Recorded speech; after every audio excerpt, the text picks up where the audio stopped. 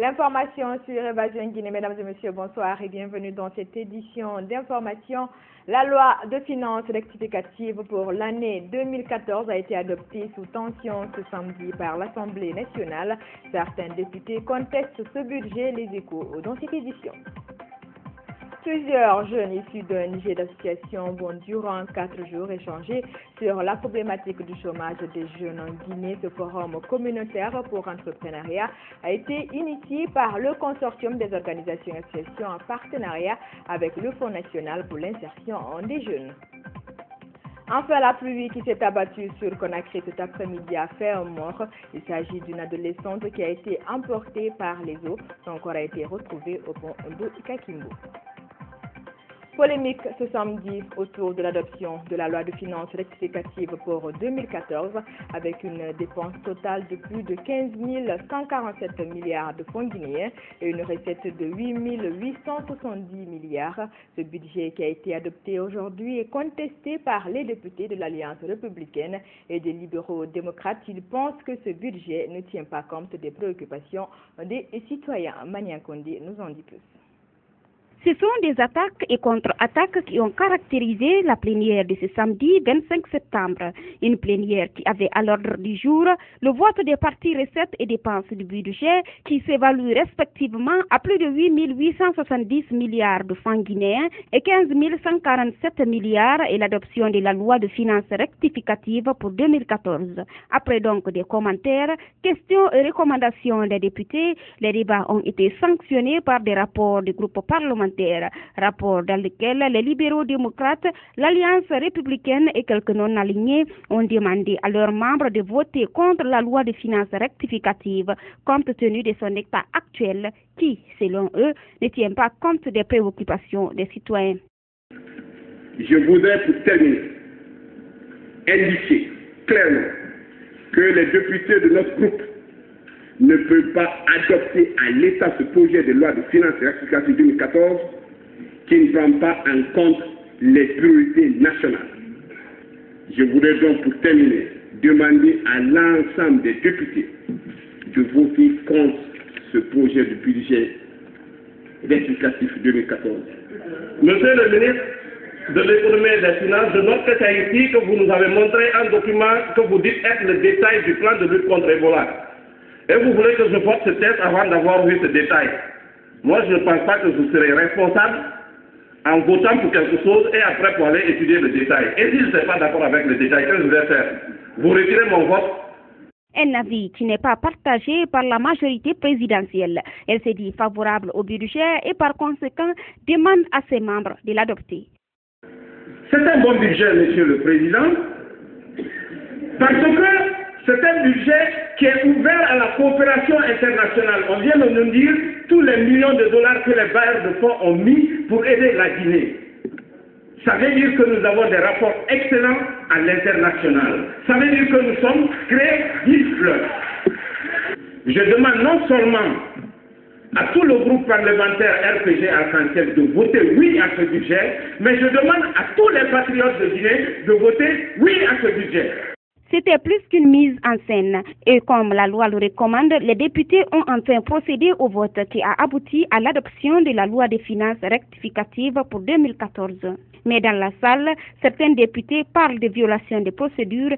Le président ne peut pas adopter de façon illégale une disposition légale. C'est la plénière qui est souveraine. En tout cas, aujourd'hui, c'est une très grande victoire de la démocratie. Les députés guinéens ont rejeté purement et simplement un budget non équilibré et non conforme aux intérêts de la population guinéenne. Et bien après l'adoption de cette loi des finances rectificative 2014 contestée par une partie des députés, suivez la réaction du ministre d'État de l'économie et des finances. L'épidémie a eu un impact très élevé sur le budget de l'État, de sorte que nous avons été obligés de revoir les recettes à la baisse, mais en même temps accroître les dépenses. Donc la riposte à Ebola dans ce budget rectifié est estimée à plus de 938 milliards de francs guinéens.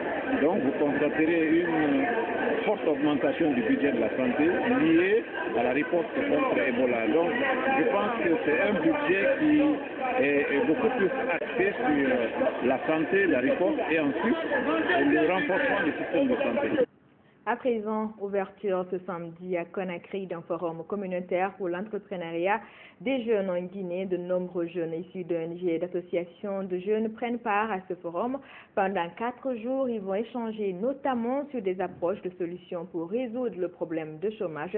C'est une initiative du consortium des organisations et associations en collaboration avec le Fonds national pour l'insertion de jeunes, compte rendu Abdourahmane Abba. Sur la question de l'emploi et de l'insertion socio-professionnelle des jeunes, le constat s'avère amer en Guinée et dans la sous-région ouest africaine. C'est donc pour infléchir cette tendance que se tient ce forum communautaire pour l'entrepreneuriat des jeunes. Il s'agit de créer un espace de rencontre entre les jeunes leaders d'ONG, porteurs de projets et des institutions de financement du pays. Ce forum vise aussi à renforcer le développement de l'entrepreneuriat et parallèlement réduire le phénomène du chômage. L'initiative est appuyée par le ministère de la Jeunesse et de l'Emploi jeune à travers le Fonds national de l'insertion des jeunes. Ils sont des milliers de jeunes guinéens diplômés, notamment universitaires ou autres, qui sont sous le socle de la recherche d'un premier emploi. Face à cette situation, la participation de tous, pas que seulement l'État, mais aussi les organisations non gouvernementales et aussi toute la population s'avère nécessaire pour une recherche de solutions réelles, concrètes, mais durables, comme la promotion de l'auto-emploi des jeunes, notamment l'entrepreneuriat à responsabilité. Le renforcement de l'employabilité des jeunes, le développement de la culture entrepreneuriale et la facilitation d'accès au financement qui constituent des axes sur lesquels le FONIGE s'appuie pour améliorer l'accès des jeunes à l'emploi en vue de relever le défi du chômage en Guinée. L'emploi jeune en Guinée et dans la sous-région, défis et perspectives est la principale thématique qui sera débattue au cours de ce forum. Oui, donc l'on m'a demandé d'intervenir dans le cadre de cet événement pour donner une conférence sur la thématique de l'emploi jeune en Guinée. Donc notamment les enjeux, les perspectives, les défis de la question de l'emploi jeune en Guinée, mais aussi dans la sous-région et au sens plus large, l'ensemble de l'Afrique de l'Ouest. Donc l'objectif de mes propos, c'est d'essayer de comprendre un peu quels sont les enjeux actuels relatifs à l'emploi et notamment à l'insertion. Le forum va s'étendre sur 4 jours.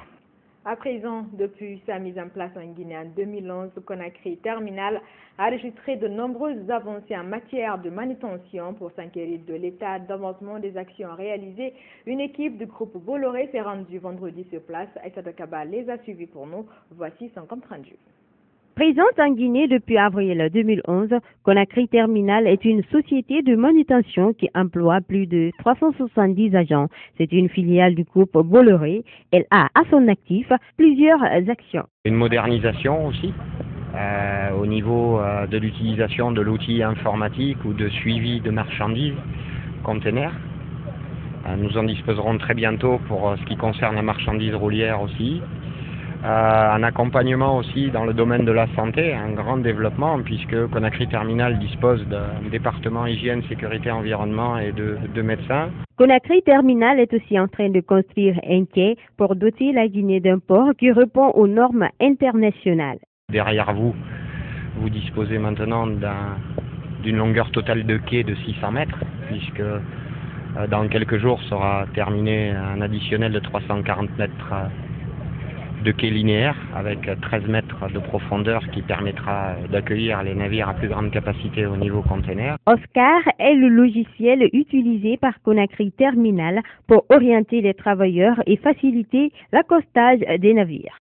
Il faut d'abord connaître la quantité de marchandises qui doit débarquer, c'est-à-dire le nombre de conteneurs qui doit débarquer.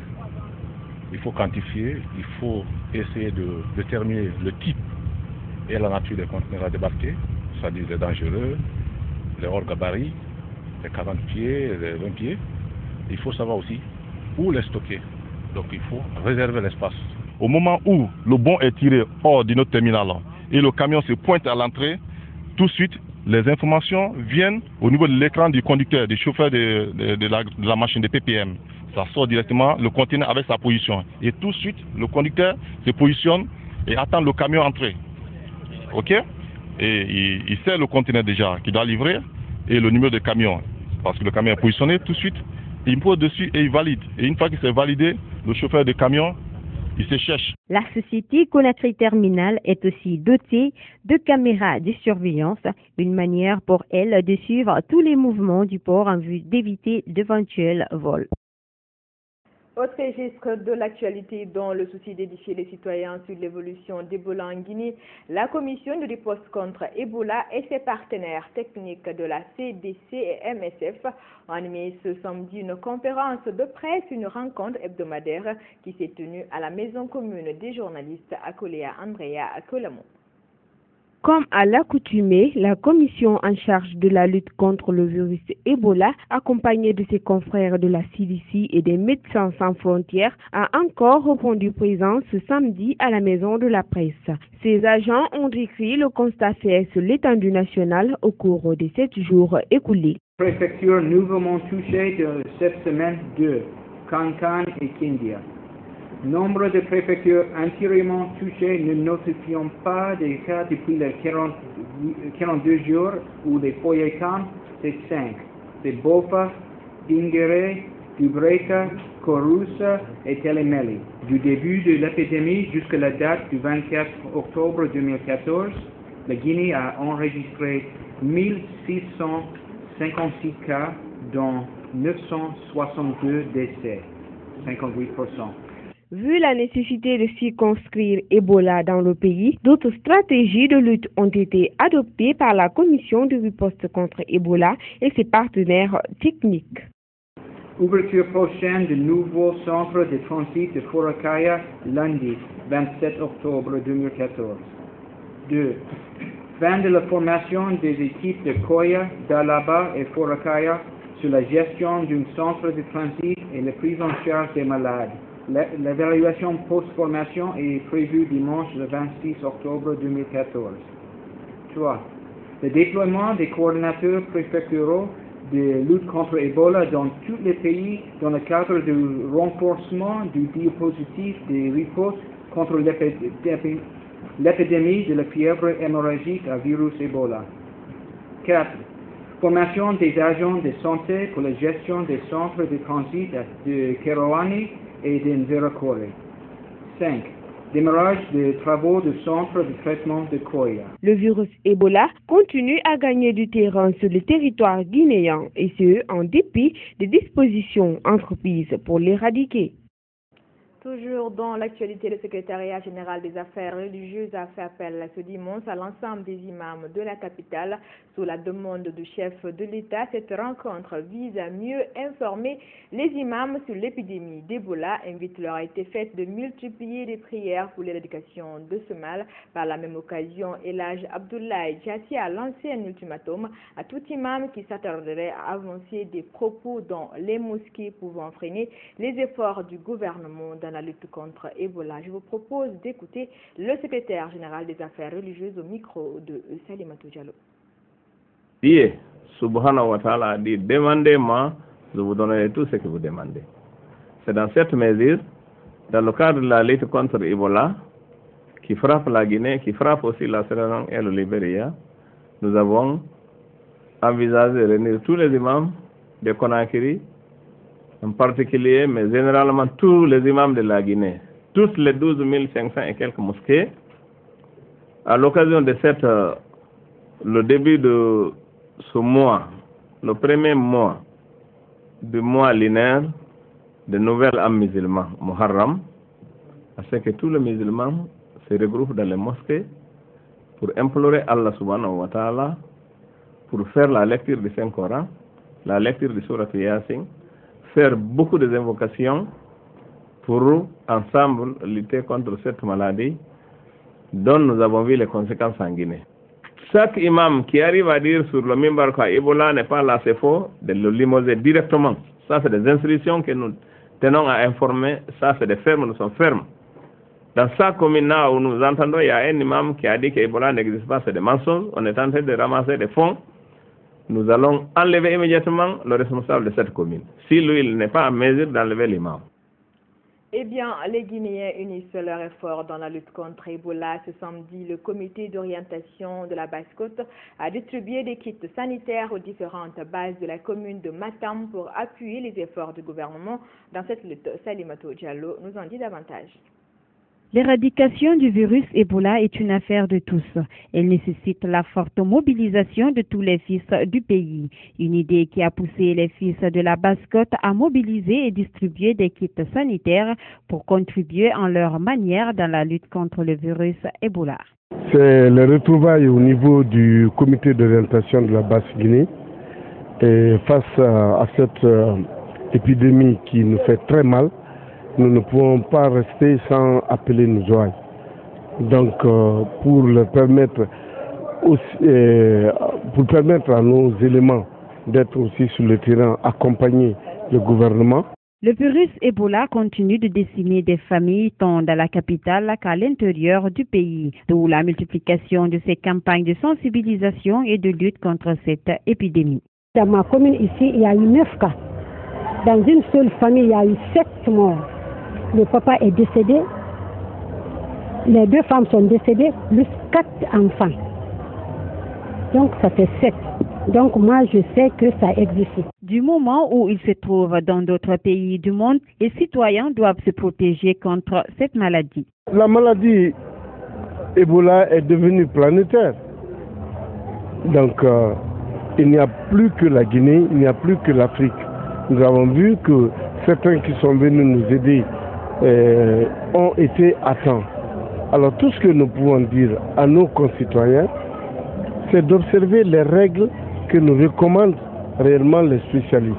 Face à l'épidémie hémorragique à virus Ebola, tous les fils du pays doivent se donner la main sans considération ethnique ou religieuse. Après quelques mois de tournée en Europe, Amérique et en Australie pour la sensibilisation des Guinéens autour de la paix et de l'unité nationale, l'ambassadeur de la paix est rentré au Bercail hier vendredi et Diriba Diaby compte s'impliquer activement dans la lutte contre la fièvre hémorragique à virus Ebola qui sévit en Guinée ce samedi. Il a organisé sa première campagne d'information et de sensibilisation sur le virus Ebola à travers la lecture du Saint-Coran à son domicile. Mfali Guilapoki. C'est à 18h20 que le vol Air France, transportant l'ambassadeur de la paix, a atterri sur le tarmac de l'aéroport international Bessia. Poignée de main par-ci, accolade par-là, et la Diriba Diaby a reçu un accueil chaleureux. Après 2 mois de périple à travers le monde, il décide de rentrer dans son pays pour contribuer efficacement à la lutte contre le virus Ebola. Nous vivons en Europe. Dès que vous dites aujourd'hui que vous êtes Guinéen, c'est comme si vous êtes automatiquement déclaré malade d'Ebola. Que la solidarité avec mon peuple, j'ai décidé de rentrer au pays pour non seulement prier pour que ces maladies puissent vraiment quitter de notre pays, mais surtout qu'aucun virus comme SARS de Ebola, car il y a beaucoup de virus qui se manifestent souvent en Guinée, y compris le virus politique. L'ambassadeur de la paix dit être venu pour répondre à l'appel de son peuple. Il faut féliciter le gouvernement guinéen, à la tête le président de la République. Nous voyons tout ce qu'ils sont en train de faire pour trouver la solution à ces problèmes. Il faut aussi féliciter le peuple guinéen qui ont gardé leur sang-froid. Il faut aussi féliciter les pays frères et amis qui est le Mali, le Maroc, la France, bien qu'ils sont loin de la Guinée, mais qui nous sont aidés. Il faut que les Guinéens soient unis comme un seul homme pour que le mal que nous avons eu dans notre pays puisse quitter le pays et que la Guinée puisse vivre dans la paix, l'unité nationale et la fraternité, la sensibilisation. Je le commence dès demain matin par la lecture de Saint-Coran, c'est moi. Cet engagement s'est traduit ce samedi par la forte mobilisation des fidèles à sa résidence. Vêtus de blanc, ils ont lu le Saint-Coran des heures durant, égrené leur chapelet, tout en véhiculant des messages relatifs au respect des règles hygiéniques. Ce n'est pas une première par Diriba Diaby, c'est une habitude.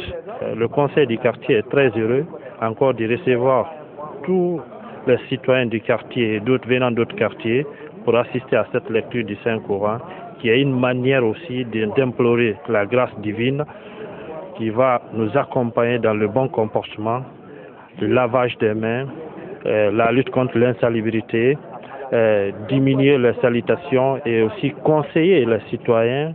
Au cours de cette campagne de sensibilisation sur le virus Ebola, l'ambassadeur de la paix a offert 3 bœufs et une enveloppe symbolique aux fidèles. Il déclare officiel la guerre sans merci contre le virus Ebola. L'actualité sur un même plan, les ressortissants de la préfecture de Dalaba se mobilisent dans la lutte contre la fièvre hémorragique à virus Ebola qui a frappé la localité depuis le 12 septembre dernier. Le 22 octobre, les ONG École de la Solidarité de Dobodje et l'ACOPED ont offert des kits sanitaires à Dalaba. C'était à la direction préfectorale de la santé de Dalaba en présence de toutes les autorités préfectorales. Une manière pour ces ONG de participer à l'éradication du virus hors de Dalaba et Diatou. Un important lot de kits sanitaires vient d'être offert à la préfecture de Dalaba par les ONG ACOPED et l'école de solidarité de Dobodje. Ce don est composé de 40 cartons de gants, 4 cartons de bavettes, 114 cartons de savon et 11 000 litres d'eau de javel. Ce don vise à combattre la fièvre hémorragique à virus Ebola qui continue de faire des victimes dans la préfecture de Dalaba. Nos ONG s'engagent naturellement à aider Dalaba au maximum et à aider toute la sous-région de la Moyenne-Guinée pour que Ebola ne vive pas chez nous.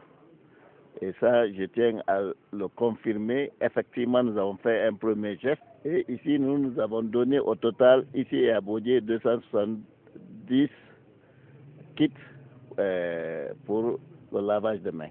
En plus de ces kits, les ressortissants de cette préfecture s'engagent à se donner corps et âme dans la sensibilisation des populations en vue d'éradiquer le virus. Aujourd'hui, c'est l'ensemble de la communauté de Dalaba qui est mobilisée, à savoir les ressortissants, les autorités préfectorales, mais aussi ces agents communautaires pour véritablement vaincre ce virus dans cette préfecture. L'objectif, c'est de renforcer la sensibilisation. En plus, échanger avec les agents communautaires qui sont sur place, qui connaissent exactement quel est le problème de la population à la base et quelles sont les causes de réticence. Donc, c'est d'échanger avec la population, voir quels sont les messages qu'on va envoyer pour que les gens comprennent que vraiment Ebola, c'est une réalité, ce n'est pas une fiction, ce n'est pas une histoire politique. Le président de la JDED, après avoir remercié les donateurs, lance un appel aux fils et filles de Dalaba. J'appelle toute la jeunesse pour être ensemble. On va être solidaires. Nous voulons réunir toute la jeunesse. Si la jeunesse se réunit, vraiment, on va avoir le développement dans la préfecture de Dalaba. On va travailler ensemble pour mener le combat pour chasser Ebola dans notre préfecture et dans notre pays.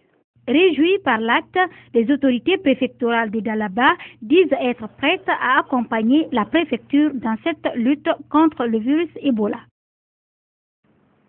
Toujours à l'intérieur du pays, cette fois-ci, les chaînes de solidarité se multiplient dans la commune rurale de Kankalabé pour lutter contre le virus Ebola. Les ressortissants de cette localité de Dalaba viennent d'offrir des kits d'une valeur de près de 40 millions de francs guinéens à Diratouba.